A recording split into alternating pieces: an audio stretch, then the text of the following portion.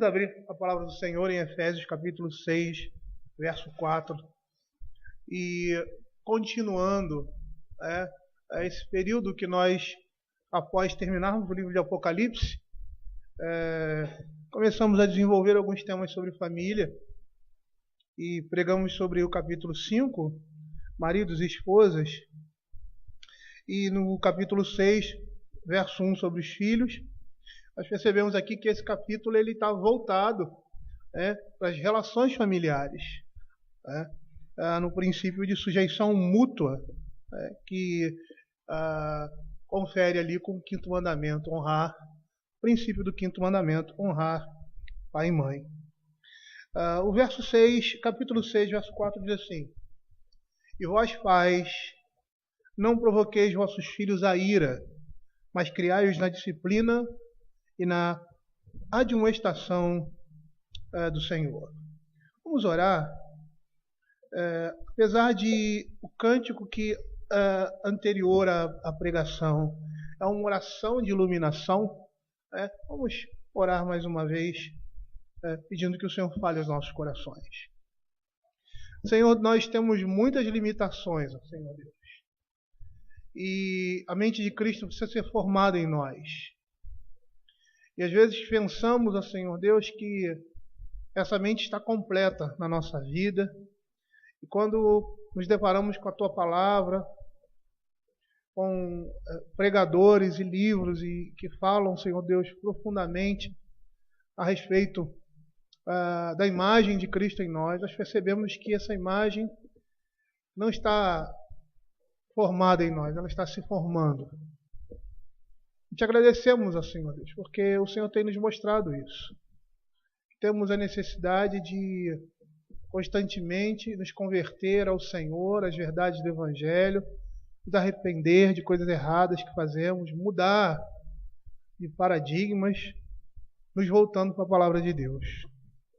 Queremos pedir que o Senhor fale ao nosso coração através da Tua Palavra e que possamos aprender, Senhor, um pouco mais sobre essa questão que é tão importante e essencial na vida cristã, como em toda a sociedade, Estado e principalmente na igreja.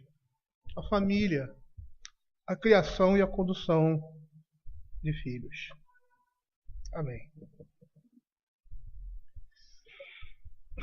Nós vimos na última vez que pregamos sobre o capítulo 6, que ele se inicia com os filhos, convocando os filhos ao respeito e honra aos pais. Nós vimos que essa honra ela se mostra principalmente por meio da obediência. Os filhos se submetendo à autoridade de seus pais. Mas vimos também que honra vai muito além apenas de obedecer mecanicamente. A honra aos pais vai refletir consideração, respeito e dignidade com suas pessoas. É interessante porque nada na Escritura é escrito de forma aleatória. Não há coincidências na Bíblia. Não há coincidência, muito menos na Escritura. Mas percebam uma coisa interessante aqui. As sequências das instruções do apóstolo Paulo sempre começam nas obrigações dos inferiores e depois dos superiores. Verso 22. As mulheres sejam submissas a seu próprio marido. Na relação marido-esposa, o homem é o cabeça. E o Senhor Jesus aqui, através do apóstolo Paulo, começa suas orientações pelos inferiores, ou para aqueles que devem submissão. Aí no verso 25 vem os homens, que são os cabeças, as autoridades.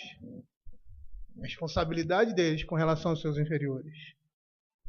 E capítulo 6, a relação de pais com os filhos, começa na responsabilidade dos filhos. Filhos, obedecei a vossos pais. Honra teu pai e tua mãe. Verso 4, agora a responsabilidade dos pais com relação aos filhos. Aí passa-se para o tópico seguinte, com relação aos servos e seus senhores. As relações de trabalho, no caso ali, as relações de trabalho naquela época estavam relacionadas à escravidão e à servidão, que era uma escravidão, vamos dizer assim, desejada, ou seja, de vontade própria. A pessoa se predispunha a submeter ao seu Senhor, a se tornar servo dele. Não mais por obrigação de escravidão, mas por desejo, por vontade. Percebam que as orientações começam por eles. E aí depois, verso 9, capítulo 6, e vós, senhores, de igual modo, procedei para com eles, com seus respectivos superiores. Eu poderia conjecturar muitas coisas aí. Mas olhando para a nossa sociedade, uma sociedade que exige que seus direitos, uma sociedade em que está chafurdada do pensamento do oprimido, o servo oprimido, o inferior, é sempre o mais fraco, é aquele que deve ser protegido, é o coitadinho, é isso, aquilo outro. Vemos que essas exortações começam sempre com aqueles que devem prestar honra.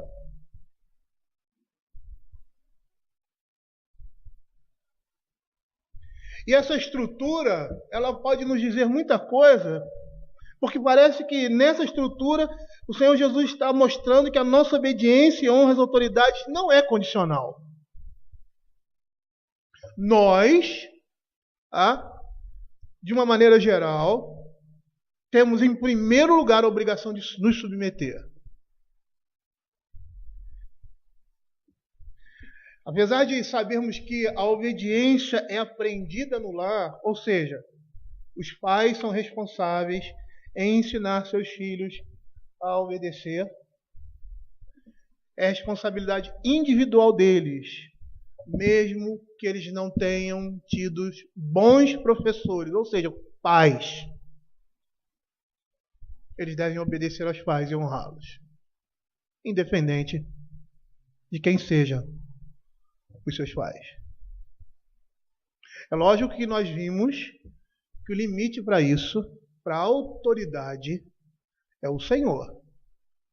Ninguém pode exercer uma autoridade fora desses limites.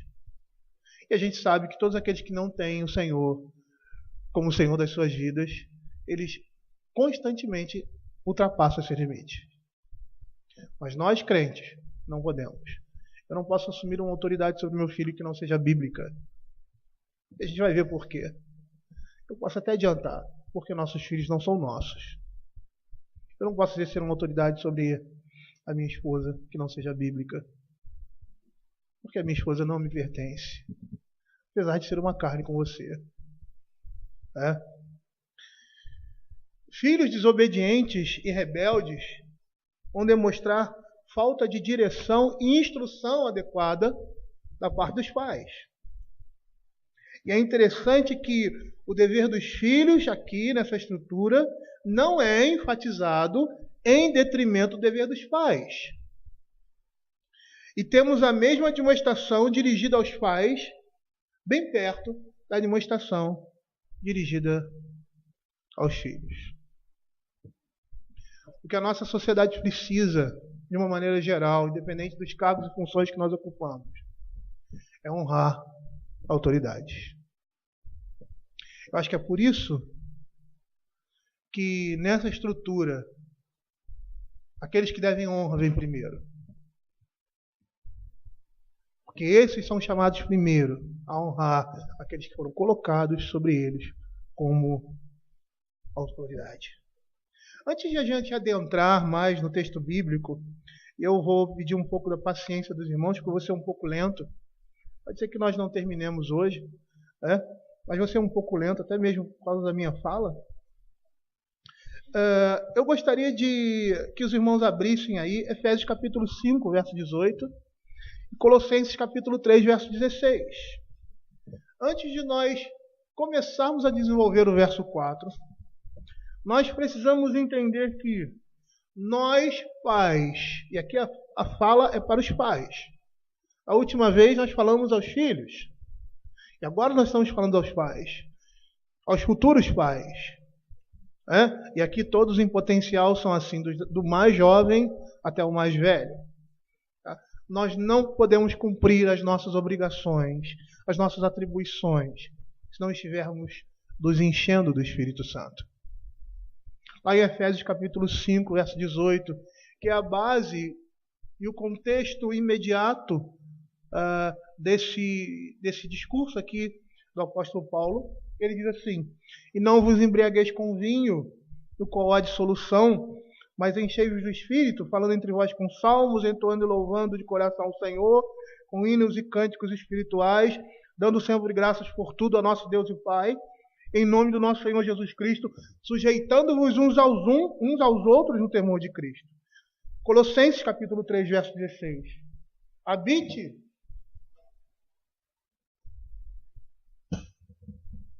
ricamente em vós a palavra de Cristo, instruí-vos, aconselhai-vos mutuamente em toda sabedoria, louvando a Deus com salmos e hinos e cânticos espirituais, com gratidão em vosso coração. Ou seja, nós precisamos entender que para a tarefa de executarmos aquilo que a palavra de Deus está dizendo para nós, na vida da nossa família, nós precisamos nos encher do Espírito. E como é que eu me encho do Espírito? No exercício da fé, na obediência à palavra de Deus, quanto ao modo como eu devo andar. É dessa forma que nós vamos nos encher do Espírito Santo de Deus. Lembrem de Apocalipse, capítulo 1, verso 23. Atentai a minha instrução. Derramarei copiosamente sobre vós o meu Espírito.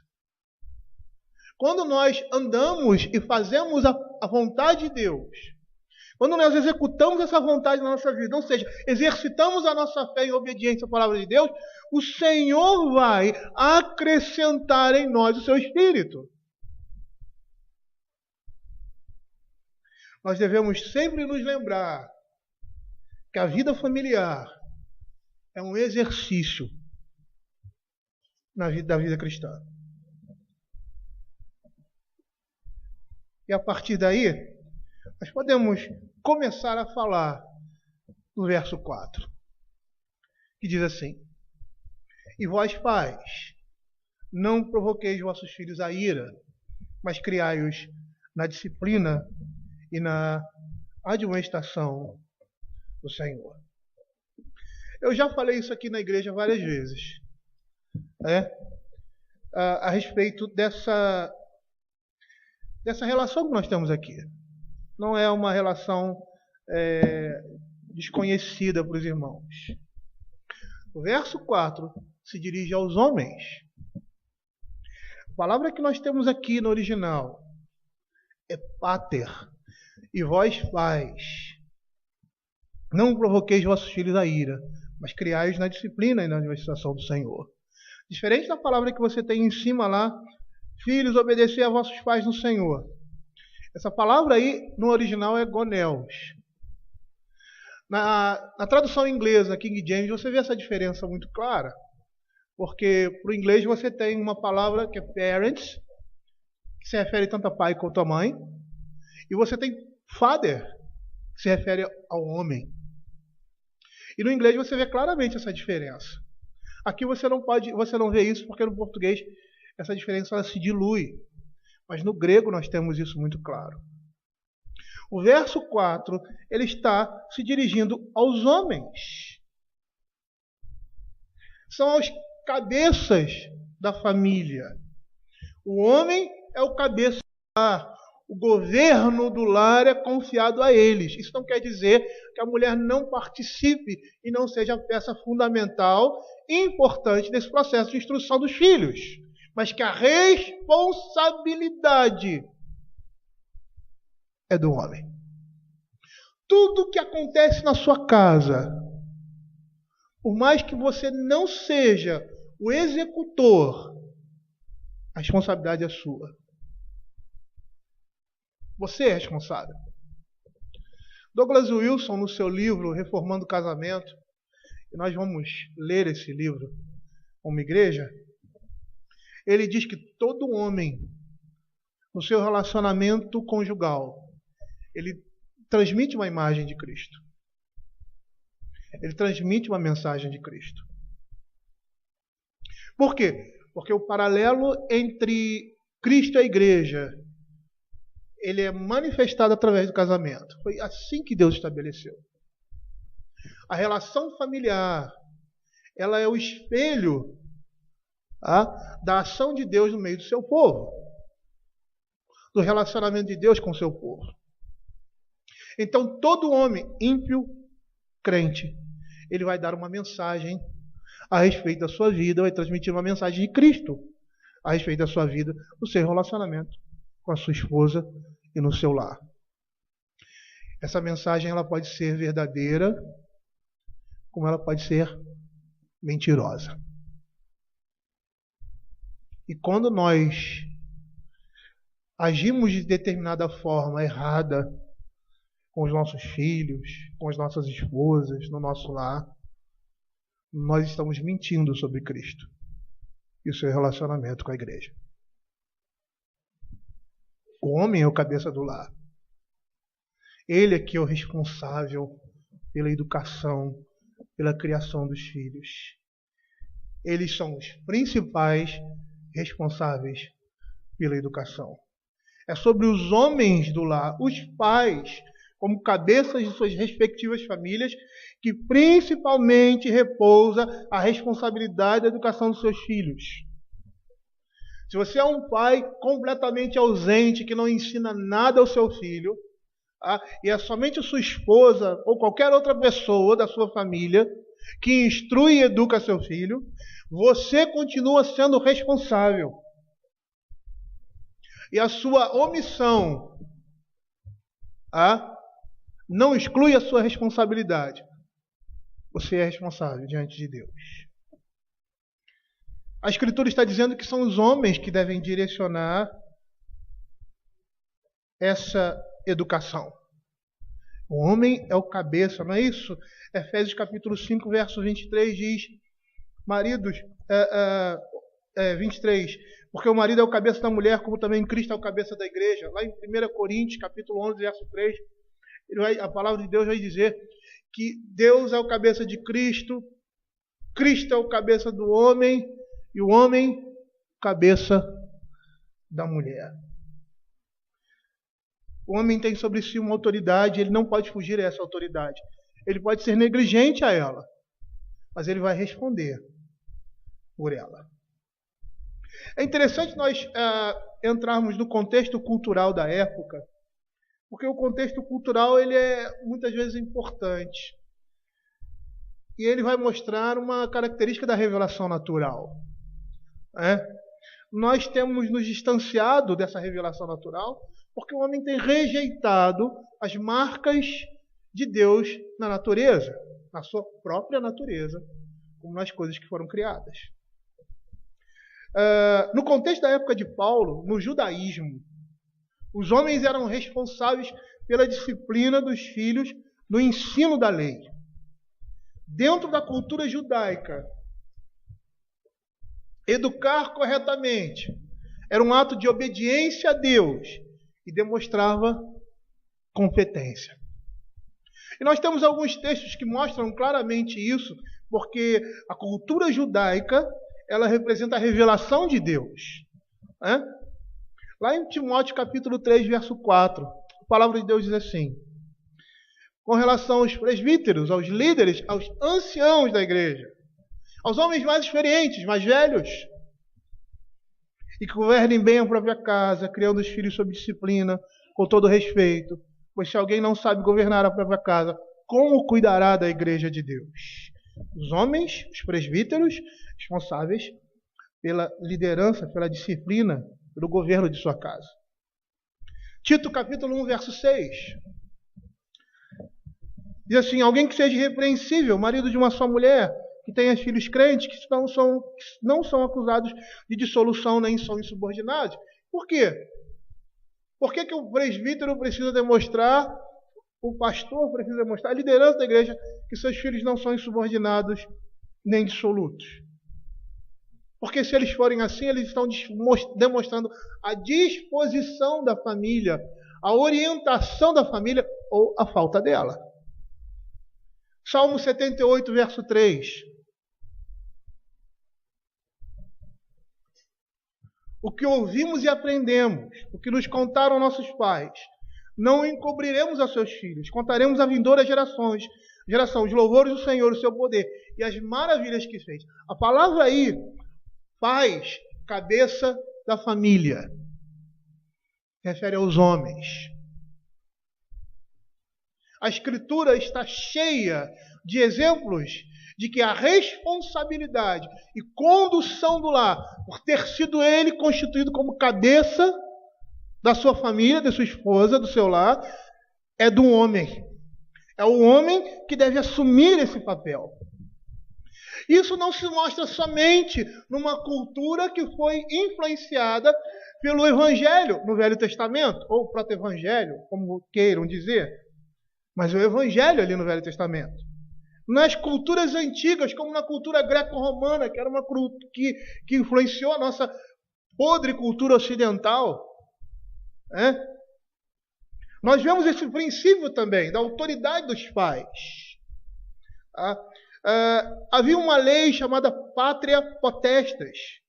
E essa lei dizia que os pais tinham autoridade sobre os filhos. Uma autoridade excessiva.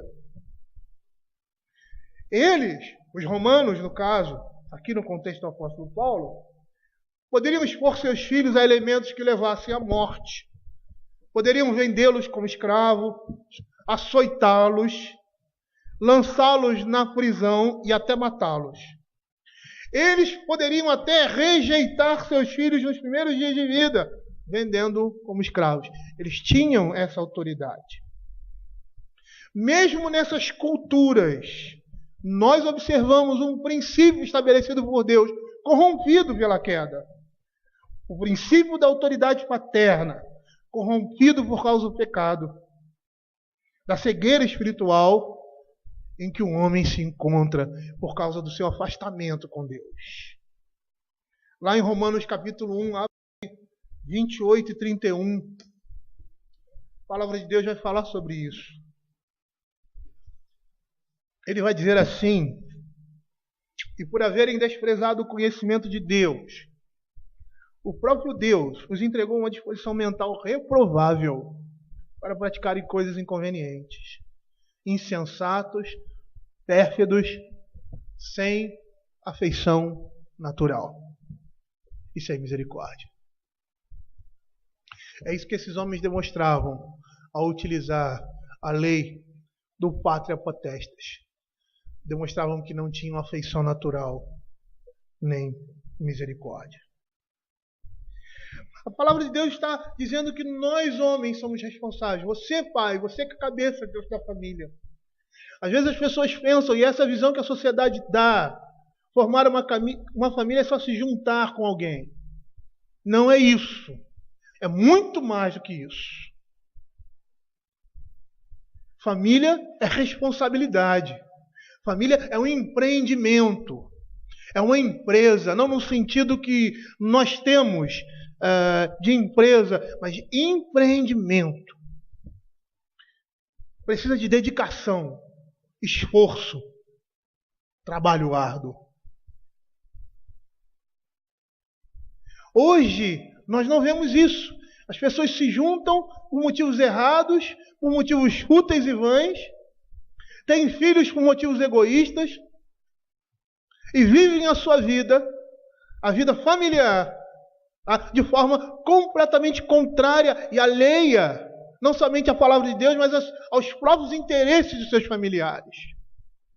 As crianças são como um objeto. Eu tenho um filho para o meu próprio prazer, ele é bonitinho, cheirosinho, está ali, eu pego na hora que eu quero. A minha mulher é bonitinha, cheirosinha, então eu só vou me relacionar com ela quando eu estiver bem, quando ela estiver cheirosa, quando ela estiver bonitinha. E é assim que as coisas funcionam. Não existe responsabilidade, não existe envolvimento, não existe companheirismo, não existe luta para conquistar as coisas neste mundo. Que coisas seriam essas? Nós vamos ver mais adiante. Essa é a maneira que a sociedade vê uma família. Um bando de gente. Mas não é assim que a palavra de Deus vê. Vocês, homens, têm uma responsabilidade. Que no momento em que você se casa, você assume isso, querendo ou não. Você pode, como disse anteriormente, citando o Douglas Wilson, através da sua vida no seu lar, dar uma impressão verdadeira a respeito de Cristo, ou ser uma mentira, porque a sua vida e o seu casamento, a sua família, não representa aquilo que Cristo representa para a sua igreja. A palavra de Deus diz assim: não provoqueis vossos filhos a ira, mas criai-os na disciplina e na admoestação do Senhor. Paulo está chamando a nossa responsabilidade, a nossa atenção para uma rigidez que é característica do homem, ou seja, uma severidade excessiva. Lá em Colossenses, capítulo 3, verso 21, nós vamos ver o texto paralelo a isso. Pais, não irriteis vossos filhos, para que não fiquem desanimados. Uma severidade excessiva pode excitar o ódio dos filhos, lançando de si o jugo paterno, o vínculo de submissão e obediência. Pais excessivamente severos, pais excessivamente exigentes, ou de um lado ou de outro, ou seja, pessoas exigentes demais, e pessoas que abrem mão, né, do seu direito e da sua autoridade de exercer limites na vida dos filhos, vão levar os filhos à ira, ao desânimo. O vínculo de submissão será quebrado. Eles não terão prazer em obedecer e se submeter a seus pais. Eles só vão obedecer por força e não por amor e dever. Mas um tratamento bondoso, liberal, sempre vai conservar a reverência dos filhos. Vai aumentar a prontidão e a alegria deles em obedecer a seus pais. Mas ele coloca aqui uma oposição. Não provoqueis vossos filhos, mas criai-os na disciplina e na admoestação do Senhor. E a primeira coisa que nós vemos é essa oposição entre esses imperativos. Uma disciplina bíblica jamais vai gerar a ira nos filhos. A palavra aqui no original grego, ektrefo, que dá a ideia de alguma coisa gentil, amável, cortês, afável. O contrário, o oposto de um comportamento que vai suscitar obstinação e de respeito por parte dos filhos.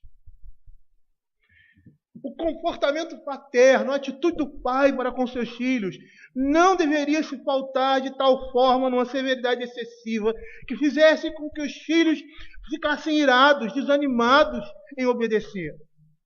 Um pai jamais pode ser considerado, ou melhor, conhecido como severo demais, como de comportamento austero, duro, inflexível, rigoroso demais. Mas deve ser conhecido como justo. E a ideia do texto aqui é de alguém que age habitualmente assim com seus filhos. Isso afasta os nossos filhos de nós. E por que os pais? Primeiro, porque a responsabilidade de dirigir a educação dos nossos filhos, dizer como eles devem andar, deve ser do pai. Ele é o líder. Você não tem que deixar isso na mão da sua mulher. A responsabilidade é sua. É lógico que a sua casa, ela vai gerar em função de vocês. Você vai chamar a sua esposa. E no dia a dia, vocês vão instrumentalizar como as coisas devem ocorrer dentro da sua casa. Mas você é o cabeça. Você é o homem. É você quem deve imprimir nos seus filhos essa marca. E por outro lado, esposas, vocês devem permitir isso. Aqui não é o caso de falar sobre isso, nós teremos outras oportunidades. Mas muitas esposas são empecilhos na liderança dos seus maridos. Porque ao invés de ajudá-los, atrapalham. E nós não somos perfeitos. Mas parece que muitas vezes as nossas esposas, elas gostam de ressaltar as imperfeições.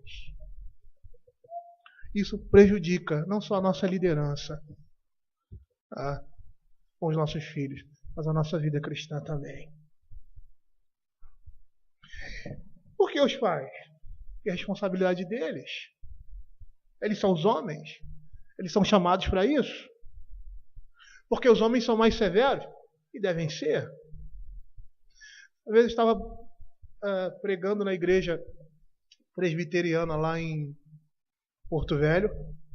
E o Toca Chique falou uma coisa muito interessante. Ele disse a seguinte coisa. Uma família criada por um homem. A mulher morre. Ele fica sozinho. Esse homem, ele vai ter condições de gerar no seu filho masculinidade e na sua filha feminilidade. Porque ele vai tratar os homens com firmeza e será dócil com aquela menina, mostrando sempre para ela, no trato para com ela, que ela é uma mulher. Já uma mulher não tem condições de fazer isso. Já percebeu alguns lares em que só temos mulheres, em que a falta de uma imagem masculina, como algumas falhas são marcantes na vida desses homens. Não porque eles deixam de ser homens, tá? Mas porque deixou de se cultivar na imagem de um homem marcas que somente um homem pode dar. E se você for olhar a criação de Deus, você vai perceber que no homem, dentro de si, em potencial, havia tanto a masculinidade como a feminilidade, porque a mulher é tirada do homem, e não o homem tirado de uma mulher.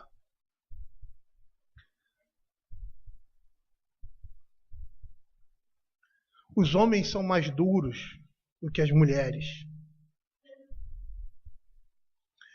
E, além disso, são eles que dão o tom do lar.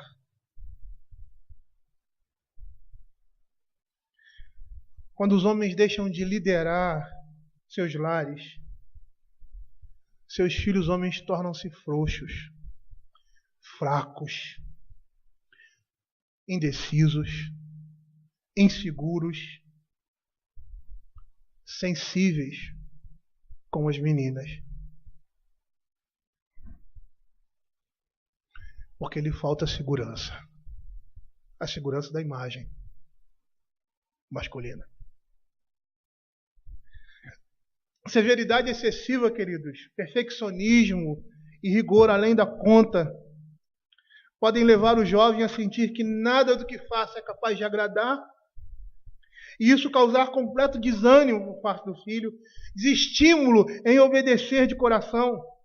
Quando isso ocorre, a alienação no lar toma lugar, o amor bate asas, como também o respeito dos filhos com relação aos pais. E como consequência disso tudo, os filhos deixam de atender aos pais e não se importam mais em agradá-los. Nós, pais, devemos ser severos com nossos filhos quando a situação exigir, mas em justa medida. Muitos pais vão reclamar que seus filhos não respeitam, mas eles foram ensinados assim. Eles foram criados dessa forma. Eu poderia dar alguns exemplos de severidade excessiva em crianças de tenra idade, como, por exemplo, bater nos filhos quando derrubam alguma coisa, criança desastrada, e às vezes até adulto também. Gritar com eles ou ficar irritados. Exigir deles algo além de seus limites. Ser severo demais em suas repreensões. Dar um veredito sem ouvi-los primeiro. Ixi, isso é complicado. Nós somos assim. ser impaciente com a lerdeza ou a lentidão dos nossos filhos. Nós precisamos entender que a educação no lar, ela tem natureza espiritual. Nós estamos pastoreando o coração dos nossos filhos. A finalidade dessa educação é beneficiar uma alma eterna. Nós não estamos criando um advogado, um médico, um engenheiro, um jogador de futebol, mas um servo de Deus. E a educação que você dá a seu filho deve proporcionar a ele ser transformado à imagem de Cristo. Ouça isso. A educação que você dá a seu filho deve proporcionar a ele ser transformado à imagem de Cristo. Romanos capítulo 8, verso 28, diz que esse é o propósito de toda a criação. Esse é o propósito de Deus na vida do seu povo. Porquanto aos que de antemão conheceu, também os predestinou para serem conformes à imagem de seu filho, a fim de que ele seja o primogênito entre muitos irmãos. Nós precisamos nos lembrar que estamos tratando com indivíduos, com irmãos em Cristo. Nossos filhos não são objetos nossos. Seu filho não lhe pertence, mas pertence ao Senhor. E a Escritura está cheia de indicativos disso. Nós somos mordomos da vida dos nossos filhos. Pastores, pastoreando um rebanho que não é nosso. Lá em Êxodo capítulo 34, verso 19. A palavra de Deus diz assim: todo aquele que abre a madre é meu. Também de todo o teu gado, sendo macho, o que abre a madre de vacas e ovelhas. Êxodo capítulo 13, verso 2. Consagra-me todo o primogênito, todo que abre a madre de sua mãe entre os filhos de Israel, tanto homens como de animais, é meu. Salmo 127, verso 3. Herança do Senhor são os filhos, fruto do ventre, o seu galardão. Eu não sei como o homem pode conceber, diante de todos esses textos da Escritura, isso aqui são poucos, e excluir da marca da aliança, da herança de Deus para com o seu povo, que é na sua descendência, o sinal da aliança, que é o batismo. Se os nossos filhos não são nossos, se nós estamos em aliança com Deus, eles pertencem ao Senhor, eles têm que receber a marca do Senhor. Eles são o povo do Senhor.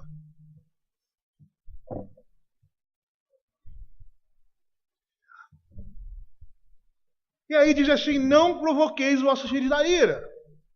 E eu poderia traduzir essa expressão da seguinte forma: não provoqueis uma disposição de ânimo irado nos nossos filhos.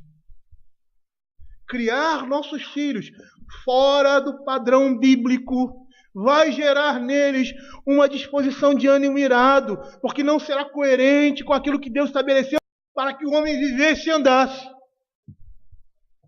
William Hendricks alista algumas formas pelas quais os pais podem se tornar culpados desse erro ao educar seus filhos, provocá-los à ira. E eu gostaria aqui de reproduzir quase que literalmente. E o primeiro da lista é por excesso de proteção.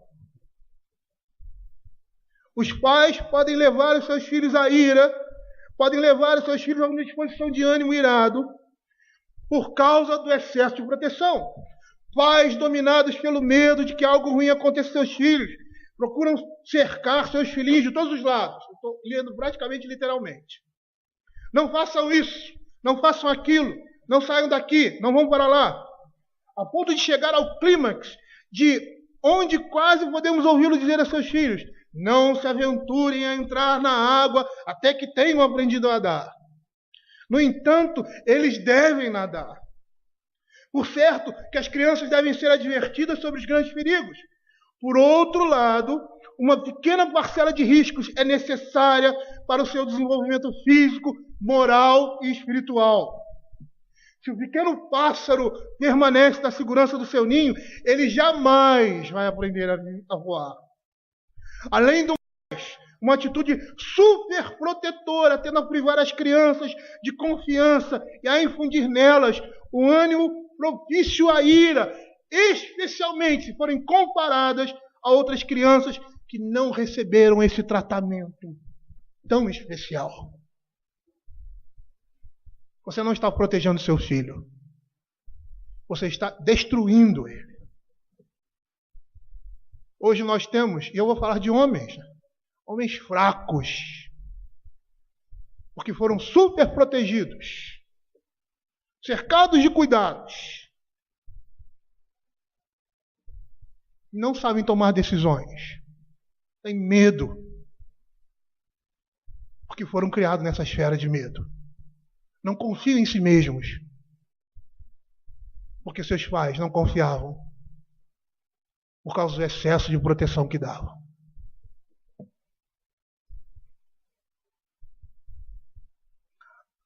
A segunda parte na lista, que pode levar os filhos à ira ou a uma disposição de ânimo irado, é o favoritismo. Nós vemos isso na história de Israel muito claramente. Isaac favoreceu mais a Esaú do que a Jacó. Rebeca preferiu Jacó. Os resultados de tal parcialidade foram bem conhecidos.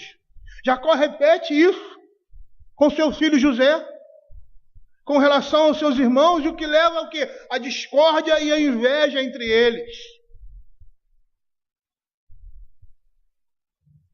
Favoritismo destrói os nossos filhos. Provoca neles essa disposição de ânimo irado. Um outro item da lista, desestímulo. Um filho diz para o pai que vai estudar com dedicação para ser um médico, advogado, um pastor ou qualquer outro tipo de aspiração que ele acalente. Aí o pai responde: bem que você podia esquecer isso, não vai acontecer. Eles desestimulam os seus filhos. Isso leva o filho a ira, a uma disposição de ânimo irado, a lançar de sobre si o jugo paterno. Porque aquele que deveria estimulá-lo, orientá-lo, é aquele que o põe para baixo. Existem até pais que dizem aos seus filhos que eles são fracos, que não vão conseguir nada, esculacham, desculpe a expressão, o filho, achando que isso vai incentivá-los à ação. Eu vou mexer com os brios deles, para que eles se... E às vezes isso até acontece. Gera uma ação. Mas dessa forma não estão gerando em seus filhos autoconfiança, determinação para a execução de qualquer plano ou objetivo em suas vidas. E aí você vê homens competentes, não por humildade, mas por um certo receio, temerosos, porque foram desestimulados no seu relacionamento familiar. Essas pessoas estão fazendo com que seus filhos titubeiem diante de situações difíceis. Um outro item dessa lista que William Hendricks coloca é por não perceber o fato de que seus filhos estão crescendo e, portanto, têm o direito de suas próprias ideias e que não é necessário que seja uma cópia exata de seu pai para ter êxito na vida. Essa questão também do êxito é uma questão muito relativa. O que significa isso? Meu pai é rico, eu não sou. Ele teve êxito na vida, eu não tive. Meu pai fez isso, eu faço outra coisa, menor. Nós não podemos exigir essas coisas dos nossos filhos. Eles são pessoas diferentes de nós. Os filhos vão constituir a família deles e você vai perceber que, por mais que os princípios sejam os mesmos, a vida dele pode ser completamente diferente da sua. E nem por isso ele vai estar errado. Somente se ele estiver vivendo uma vida de pecado. Um outro item alistado para que os pais causem levem os filhos à ira é a negligência da parte dos pais. E nós temos isso na vida de Davi com seu filho Absalão, em vários momentos ali, com Aminon, com Tamar. A falha não era somente de Absalão. A falha também foi de Davi. Davi foi parcialmente culpado porque ele ignora as coisas que estão acontecendo na sua casa. E o último tópico que ele alista: uso de palavras ásperas e crueldade física. E nesse caso, nós temos pais que se deleitam em mostrar o peso da sua autoridade e de sua força superior. Repreende os seus filhos, né? E aí na frente de todo mundo. Inflige severos castigos físicos. Isso passa a se tornar um hábito. E os tribunais estão cheios de casos como esse, de crueldade contra crianças. Esses dias eu estava na escola e chamamos o pai de um menino, meu aluno, estava dando problema. E aí parece que o pai dele veio, e a gente entendeu tudo. Ele até era um homem preocupado com o filho. E ele disse assim, que uma vez o pai dele fez um negócio, o pai dele fez uma coisa com ele que ele nunca mais esqueceu e que foi bom para ele. Pegou um ferro quente e tascou-lhe no braço. Ferro de passar roupa. Aí você entende porque os filhos são do jeito que são.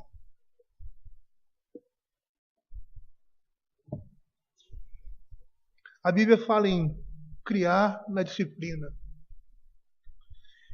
E é uma criação que denota gentileza, afabilidade, cortesia, amabilidade. E é interessante que essa disciplina gentil, afável e cortês inclui o uso da vara. Existem pessoas que não sabem relacionar uma disciplina do pai, uma surra que o pai dá num filho, com amor. E por quê? Porque não é feita com amor.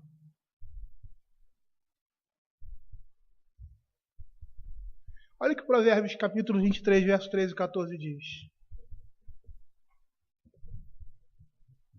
Não retires da criança a disciplina, pois se a fustigares com a vara, não morrerá. Tu a fustigarás com a vara e livrarás a sua alma do inferno. Vara aqui no original, a palavra original é chevette. Tá? Pastor, por que o senhor está falando isso? Porque se eu chegar para você e falar assim, aquilo ali é uma caixa de som, ninguém vai pensar que é um chocolate. Todo mundo vai olhar e vai pensar que aquela é uma caixa de som. Isso aqui é uma caixa de som. Mas quando nós vamos para a Escritura e dizemos vara, tá? Muita gente, não, vara aqui é uma palavra branca, é uma palavra dura. Não é palavra dura. É vara. Tá? Bordão, ramo, galho, clava, bastão. Era um dos instrumentos que o pastor usava para proteger as suas ovelhas. Ele está falando de disciplina física. Mas que tipo de disciplina? Uma disciplina, uma surra que representa amor. Existe isso? Existe. Será que eu posso bater no meu filho? E no modo como eu bato nele, eu mostro o meu amor por ele? Existe isso sim. A Bíblia nos diz isso, e a Bíblia nos mostra isso, e nos dá sabedoria a aplicarmos isso na vida dos nossos filhos. Não é uma violência, nem uma agressão física. É uma disciplina estabelecida por Deus. É Deus que estabeleceu. Não são os psicólogos. Não são os homens caídos desse mundo. Não são as melhores cabeças desse mundo. Foi Deus que estabeleceu. E quando Deus estabelece uma coisa, essa coisa é boa. Mas Satanás tenta perverter tudo aquilo que é bom. E consegue, porque os homens são cegos e não querem submeter à palavra do Senhor. O objetivo principal aqui em Provérbios dessa expressão, dessa frase. Ele diz que a vara vai livrar a alma da criança do inferno. Esse é o objetivo central. Livrar a criança do inferno por meio da disciplina. E quando ele fala em disciplina, ele está falando de uma criança na mais tenra idade. Porque a criança na mais tenra idade, ela só vai ouvir e assimilar determinadas coisas através da vara. É isso que vai freá-la na sua indignação e na sua rebeldia já inicial, infante. A primeira coisa que nós devemos considerar é que estamos educando nossos filhos para servirem ao Senhor. E se é para servir ao Senhor, nós precisamos aprender dele. Tá? O nosso propósito com a nossa disciplina, com a educação que a gente dá em casa, é forjar verdadeiros servos de Deus. Homens e mulheres que amem ao Senhor. Eu vou dizer uma coisa para você. Você vai empregar a disciplina e vai ser mestre, melhor dizendo, nisso. Mas a disciplina não vai tornar o seu filho impecável. Aprenda isso. A disciplina vai ensinar ao seu filho a amar o Senhor e a se arrepender diante do juízo de Deus. É isso que a disciplina vai ensinar ao seu filho. Não espere que seu filho, por causa de uma disciplina bem exercida, segundo a Escritura, ele vai se tornar um homem perfeito que não vai pecar nunca. A disciplina serve para a perfeição. Mas ela vai imprimir nele um espírito submisso e humilde. Quando confrontado, chicoteado por Deus, ele vai aos pés do Senhor, em lágrimas, com o coração contrito, buscando arrependimento e restauração. É isso que a disciplina vai fazer na vida do seu filho. Paulo aqui está confrontando positivo com o negativo quando prossegue seu discurso. Não provoqueis vossos filhos, mas criai-os na disciplina do Senhor. Os pais devem prover com alimentos, não só físicos, mas mentais e espirituais, os seus filhos. Eles devem educá-los com brandura. E isso não exclui a firmeza da disciplina. Ele diz para criá-los na disciplina e na admoestação do Senhor. E a maneira como o apóstolo Paulo coloca essas frases aqui, nós estamos vendo uma ênfase que se volta para duas coisas: instrução formal, ensino, e disciplina com vara. A primeira palavra, disciplina, é paideia. Paideia tem dois sentidos. O primeiro sentido, o sentido mais usado no Novo Testamento, é correção, castigo. Você vai ver essa palavra traduzida em Provérbios várias vezes. Não retires da criança a disciplina, a correção. Pois se afustigares com a vara, livrarás sua alma do inferno. Então, nesse contexto, essa palavra do Novo Testamento, quando ela é usada, ela está servindo a castigo, a correção, a disciplina física. Mas também, às vezes, é usada para mostrar, se referir à educação e instrução formal, de alguém ensinando alguém sobre algo. A segunda palavra que Paulo usa, criais na disciplina, a admoestação, tem o sentido de colocar na mente. E esse vocábulo se refere a sentimentos e emoções. Ele representa algo feito por meio de palavras, por meio do convencimento, por meio do conselho. E, mais uma vez, essa palavra também tem um escopo abrangente na Escritura. Ela tem dois sentidos. O seu sentido mais forte, mais usado, é no sentido de advertir, aconselhar, instruir, dissuadir. Mas também, algumas vezes, ela é usada como punição, correção física. Os dois termos que o apóstolo Paulo usa envolvem instrução, aconselhamento, correção física, vara. O que Paulo quer mostrar com isso? O apóstolo Paulo quer mostrar que essas expressões, elas vão apontar, ou seja, elas vão mostrar que estão incluídas todas as formas de treinamento infantil e de jovens, inclusive a punição física. E o contexto cultural da época, se vocês se lembram, como falei anteriormente, era um contexto de violência com os filhos dos pais. Pais com poderes excessivos. E a Bíblia chega e diz assim, criem os seus filhos na disciplina e na demonstração do Senhor, enquanto na Bíblia fala-se de amabilidade e gentileza. Uma disciplina gentil, uma disciplina amável. Uma fala que produza bons frutos, edificação. Uma surra bíblica. O uso da vara. Nós vamos perceber que o mundo sempre vai estar na contramão da Escritura. A Escritura, ela não rejeita o princípio quando ele é mal utilizado, ou seja, exclusão da vara. Se nós tirarmos a vara dos nossos filhos, nós vamos deixar os nossos filhos à sua própria mercê. Esse negocinho aí de falar, fala para o seu filho de 2, 3 anos de idade que ele não pode fazer isso, que ele não vai fazer, isso é mentira. Ele não vai te obedecer. Se ele não for freado, ele não vai te obedecer. E mesmo que seja uma obediência exterior, internamente isso não vai acontecer. Se não houver admoestação e disciplina.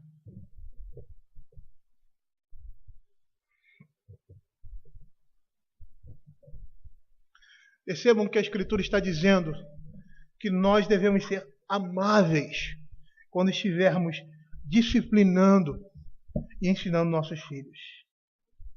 E a palavra que é usada aqui, queridos, é uma palavra que era usada para uma mãe quando estava dando de mamar ao seu filho. Mas como seria isso? Nós já falamos, por meio de um bom ensino, por meio de instrução. Salmo 78, versos 3 e 4. O que ouvimos e aprendemos, eu vou correr um pouco. O que nos contaram nossos pais, não encobriremos a seus filhos, contaremos a vindouras gerações, os louvores do Senhor, o seu poder e as maravilhas que fez. E nós vimos que o vocábulo aqui se refere aos homens, né? O que ouvimos dos nossos pais. Ou seja, o fundador da casa, o cabeça do lar. O elemento principal aqui nessa família é ensinar os caminhos do Senhor aos seus filhos. Esse é o papel do homem dentro de casa. Esse é o papel do homem bíblico. Esse é o papel do cabeça. É o ensino bíblico, é o ensino do evangelho que você tem que passar aos seus filhos. É essa a instrução que Paulo está dizendo aqui. Você deve forjar nos seus filhos o caráter de Deus neles. E nós vamos ver isso também em Deuteronômio, capítulo 6. Abram aí, Deuteronômio, capítulo 6, verso 7, 20 e 21. Que diz assim, essas palavras que hoje te ordeno estarão no teu coração, tu as inculcarás a teus filhos, e dela falarás assentado, andando pelo caminho, ao deitar-te, ao levantar-te. Ou seja, a vida familiar deve girar em torno do culto a Deus. Às vezes nós não percebemos isso. Mas a nossa vida deve girar em torno disso. O nosso trabalho, as nossas atividades, os nossos esportes, são coisas secundárias que saem daí.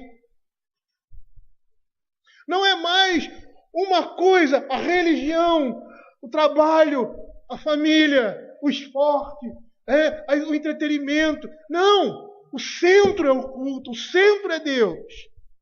E todas essas coisas emanam disso. É isso que ele está falando aqui. Essas coisas estarão no teu coração. Lembrem-se, nós precisamos nos encher do Espírito para poder ensinar aos nossos filhos.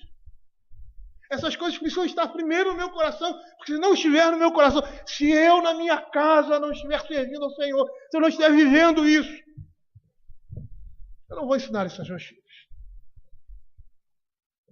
E é lá no verso 20 e 21, assim, quando teu filho no teu futuro te perguntar o que significam os teus testemunhos, estatutos, juízos em que o Senhor nosso Deus nos ordenou, então dirás a teu filho, eram os servos de Faraó, porém o Senhor de lá nos tirou com poderosa mão no Egito. Porém o Senhor de lá nos tirou com poderosa mão. Olha que interessante.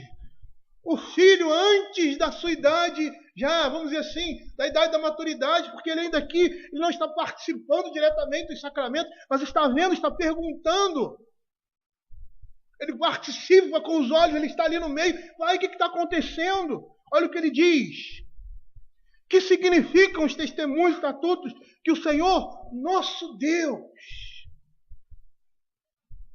aquela criança, antes do momento da sua decisão, e ali no contexto do Bar Mitzvah, ele já diz assim, Pai, o teu Deus é o meu Deus.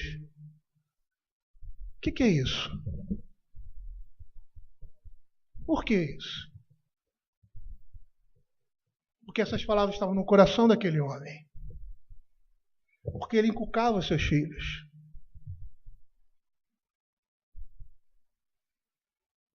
Nós não podemos fingir aquilo que nós não somos.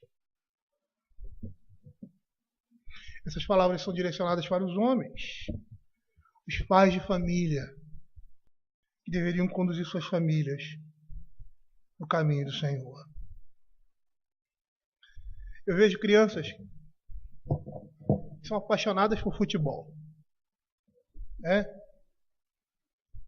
Pelo time do pai. Esses dias eu vi uma reportagem que os meus filhos me mostraram. De uma menina de 3, 4 anos de idade. Ela conhece toda a escalação de um time de futebol americano. Todos pelo nome, pelas suas posições. Sabe por quê? Porque o pai dela é apaixonado por esse time. Ele ensina ela.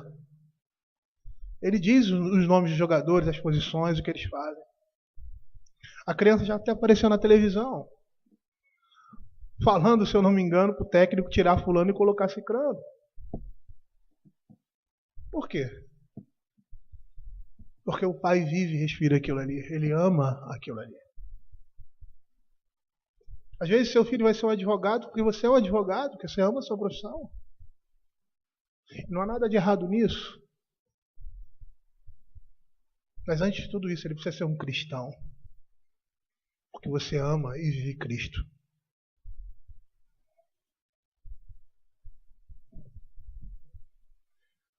O pai deve inculcar na mente dos seus filhos a palavra de Deus. Mas, antes de tudo, isso deve estar na mente dele. Você deve amar a palavra de Deus para que seu filho a ame também.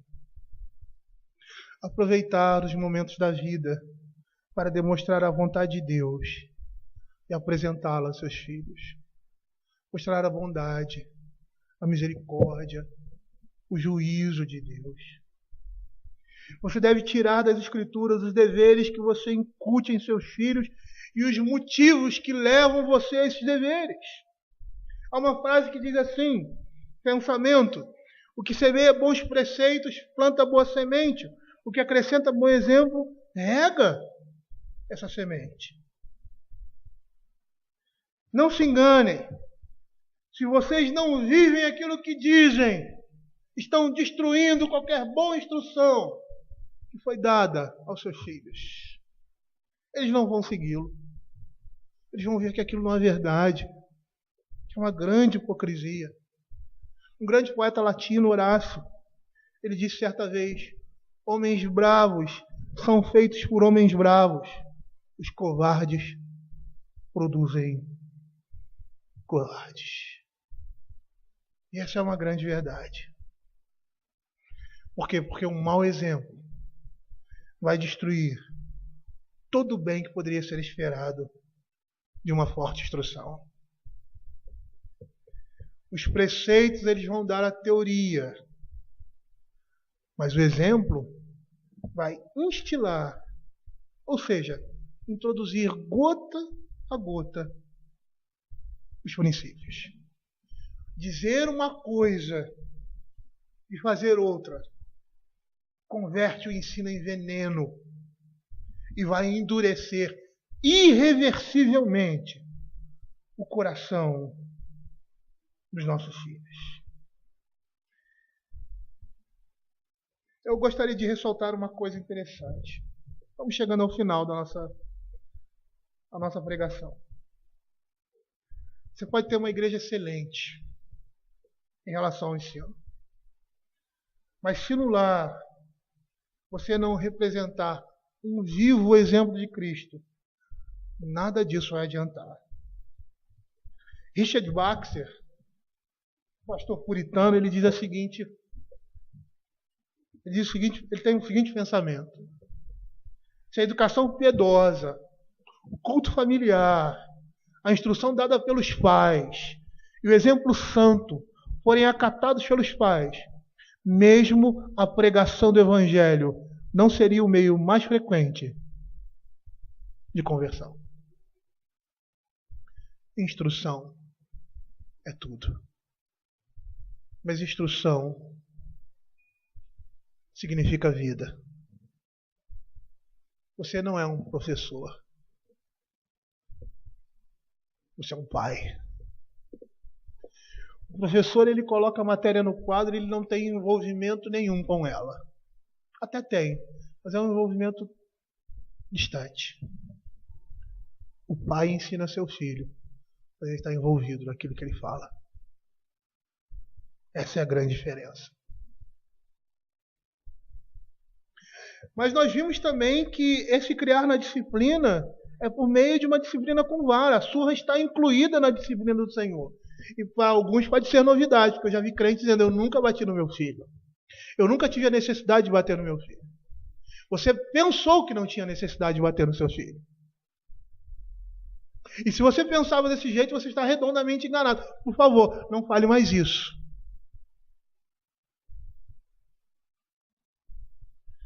Porque a disciplina com vara é bíblica. E quando um pai não disciplina com vara, ele está negligenciando um dever que Deus estabeleceu. O mundo moderno condena qualquer disciplina que contenha uma boa surra. Tá? E pelo texto da Escritura, nós vimos aqui que o uso dessas palavras são intercambiáveis. Ou seja, sugere que a instrução bíblica, disciplina e admoestação para os filhos é composta de disciplina física e de instrução formal, de ensino, de exemplo de vida. E disciplinar com vara não é espancar. E nós vamos falar sobre isso aqui. Eu vou pregar sobre como se disciplina com vara. Eu não vou esgotar o assunto, mas eu quero chamar a atenção, principalmente dos novos casais que estão se formando aqui, para a responsabilidade que eles têm diante de Deus, de criarem seus filhos na disciplina de uma estação do Senhor e moldarem a sua vida a esse conceito bíblico e santo de instrução e direção no lar. Disciplinar não é espancar filhos. Eu disciplinei meus filhos, eu nunca espanquei. Eles estão aqui como prova disso. Não fui perfeito na minha educação para com eles. Reconheço os meus erros, mas nunca os espanquei. Pelo contrário, todas as vezes que os disciplinei, foi em amor. E com raras exceções, raríssimas exceções, irado. E quando isso aconteceu, eu pedi perdão para eles, porque eu pequei contra eles. Pequei contra a alma deles. Pequei contra o Senhor.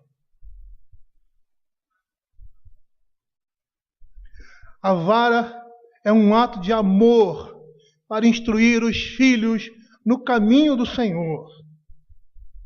Eu vou dizer uma coisa: qualquer ritual religioso que se faça mecanicamente, sem entendimento, não tem valor algum. Da mesma forma, qualquer disciplina que não tenha instrução, não tem efeito algum. Não adianta bater. e bater de qualquer forma. Precisa de disciplina e instrução.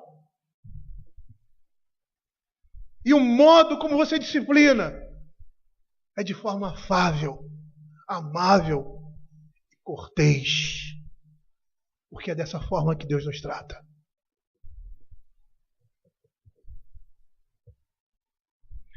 A primeira coisa que digo aos pais quanto à atividade de educar: vocês precisam se corrigir primeiro, para depois corrigir seus filhos. No princípio da disciplina com vara, a moderação, coerência e amor. E o vocábulo grego, criar, expressa essa ideia. Meus irmãos, quando nós andamos nesses caminhos, isso não quer dizer que nós não vamos nos desviar. Vamos nos desviar. É como se estivéssemos andando numa reta. E aí, por causa de nós, do nosso pecado, a gente se desvia. E aí o Senhor, na sua graça, nos chama a consciência. E aí nós retornamos. E muitas vezes a nossa trajetória vai ser essa. E quando nós olharmos, fizéssemos um quadro ou um plano, nós íamos ver que nós andamos mais no caminho do que nos distanciamos dele. Mas quando nós estamos andando fora do caminho, e aí tocamos nele e saímos dele, e continuamos andando, tocamos nele e saímos dele, não há esperança para nós. Nós temos que perseverar nos caminhos santos do Senhor. Essa é a nossa responsabilidade. Você está se casando agora?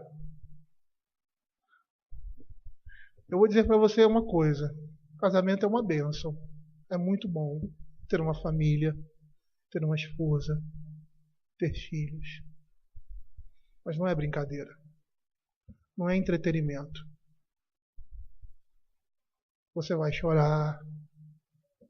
Você vai sofrer. Você vai se desgastar. E ao final da sua vida você vai olhar, se você for um crente, vai dizer assim: todas essas coisas valeram a pena. Porque Cristo habitava o nosso lar. Vale a pena ter uma família no Senhor. Nossos conceitos de família precisam mudar. Nossos conceitos de prazer precisam mudar. Precisamos se focar na Escritura. Nós precisamos aprender sobre essas coisas. Como eu estou aprendendo?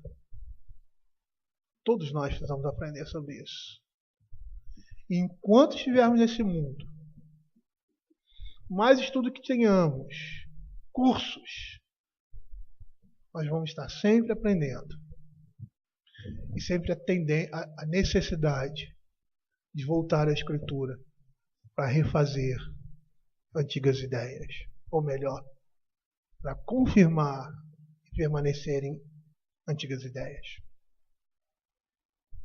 Eu gostaria de terminar, queridos, lembrando o que o Daniel falou aqui sobre família na escola dominical. Às vezes o pregador fala e as pessoas não percebem a profundidade do que ele diz. Às vezes nem ele percebe. Mas ele disse uma verdade muito verdadeira, profundíssima. Uma verdade que está esquecida ou é desconhecida por nós. A casa, a família gira em torno do culto a Deus. E por causa disso, o centro do lar seria o culto doméstico. Ele deveria ser algo buscado constantemente pela família. Quando o culto a Deus não é o centro do lar, nós estamos buscando e vivendo após outros deuses, Pois a nossa prioridade se torna a família, os filhos, o trabalho, ganhar dinheiro, projeção social, tudo em nossa vida diária gira em torno disso. Mas quando o centro do lar é o culto a Deus, sendo o culto doméstico uma expressão disso em nossas vidas, ao iniciarmos o nosso dia, entrarmos na presença do Senhor, ao terminar o nosso dia, entrarmos na presença do Senhor agradecendo a Deus e reconhecendo que não somente aquele dia foi dado por Ele, mas como Ele nos preservou e nos sustentou. O culto doméstico é uma expressão disso em nossas vidas. Tudo gira em torno do serviço a Deus e o serviço ao próximo. Filhos, esposas, maridos e pais. Você devia pensar nisso. Qual é a maior disposição da sua família? O que move e une os membros dessa família? O que você deseja alcançar com a criação dos seus filhos? Às vezes nós não percebemos, mas estamos vivendo como gentios, alheios à vida de Deus. Porque a nossa casa está girando em torno de tantas outras coisas. Do meu trabalho, do estudo dos meus filhos, do meu curso. Não é que você não possa fazer nada disso. Mas é que essas coisas, elas são secundárias. E a grande diferença vai ser no seu coração. Aonde você se deleita? Qual é o maior prazer? É a projeção social? É ter dinheiro? Ou isso é a consequência da sua vida natural? Do seu serviço a Deus? Das suas atividades na sociedade? Ou isso é a coisa mais importante da sua vida? Percebam que o texto da Escritura ele vai mostrar essa sutileza. Não andeis ansiosos de coisa alguma. Porque quando você está andando ansioso, o que eu vou comer, o que eu vou vestir, estou preocupado com isso, você está mostrando que está servindo às riquezas e não está servindo a Deus.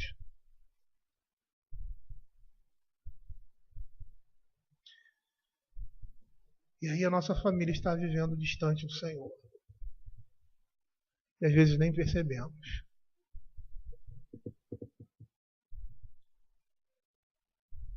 A Bíblia nos chama sempre a olhar para Cristo. E é no exemplo de pai amoroso, aquele que cuida dos seus filhos e disciplina para aperfeiçoamento, para sermos participantes da sua santidade. É que o Senhor nos chama a imitar. Que imagem você está dando de Cristo Jesus? Que mensagem você está transmitindo para o mundo através do seu relacionamento, do seu casamento, da sua família? Será que você está pregando uma verdade sobre Cristo? Ou você está chamando de Cristo mentiroso? Porque espanca seus filhos, deseja outras mulheres, não cuida dos seus.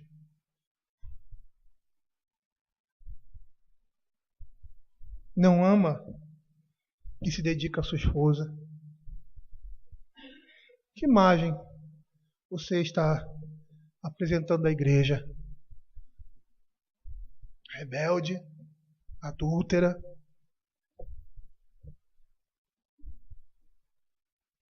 Que imagem vocês, filhos, estão representando no relacionamento de Deus para com seu pai?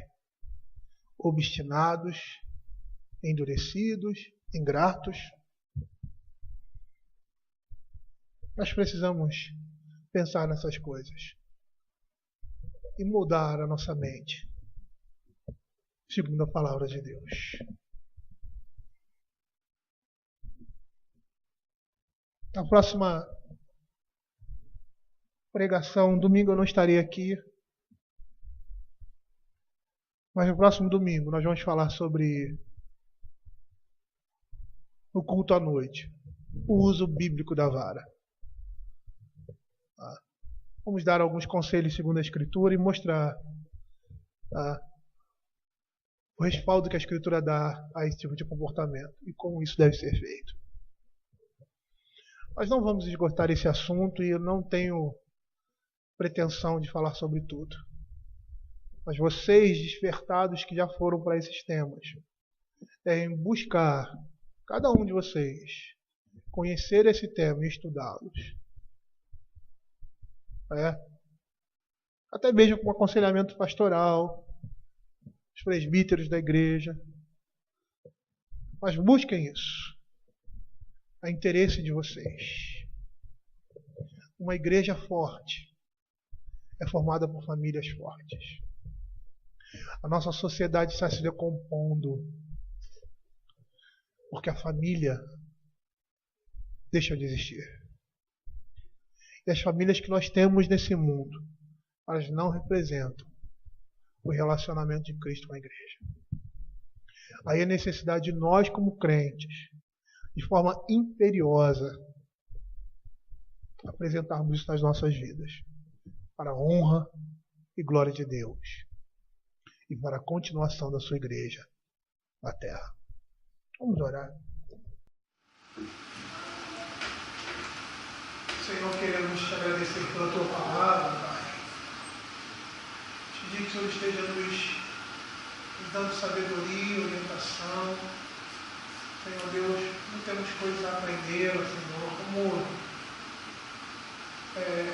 olhamos, Senhor Deus, para a tua Escritura e vemos um mar de coisas que pela nossa cegueira nós desconhecemos.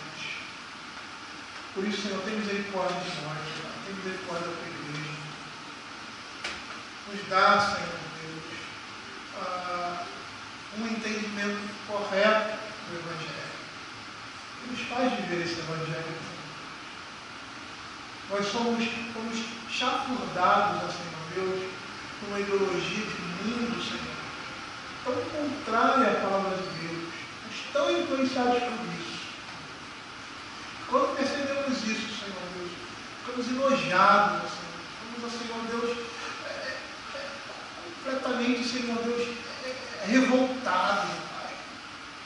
Clamando, Senhor, pela tua graça, pela tua misericórdia, transformar as nossas vidas e nossos pensamentos, consequentemente, o nosso comportamento. Fica com a tua igreja, Pai. Tem misericórdia de nós. E nos ensina, Senhor Deus, a construir caminhos retos, a tua palavra fala para os pés, Pai. É o que nós pedimos, em nome de Jesus. Capacita os homens dessa igreja a serem pais verdadeiramente, Senhor Deus. Não interessa o que passou, não interessa, Senhor, dizer o que passaram, interessa no sentido de reconhecê-los, pedir perdão, colocar diante do altar de Deus e abandoná-los agora. Nós não vamos viver sofrendo por aquilo que passou.